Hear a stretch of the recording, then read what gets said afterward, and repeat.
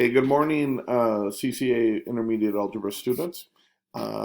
Yesterday I know that Khan was so difficult, it probably took you a good 30 seconds maybe to finish it. So I know you're probably thinking today I might require a lot more work. Well, you'd probably be wrong because today's is not that difficult either. So you kind of have another quick one going on here as well.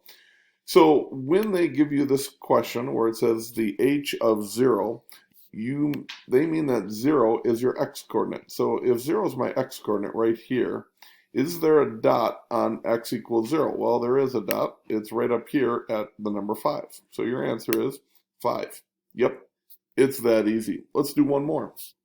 Over here it says the f of 2, which means x equals 2. So when x is 2 right here, what is the coordinate of the y? Well, you might realize that that line crosses right, if I can get it to actually click right there. What is the y coordinate right at that point where x equals 2? Well, the y coordinate is -2. Yep.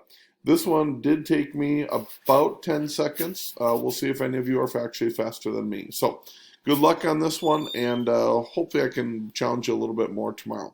Have a great day, CCA.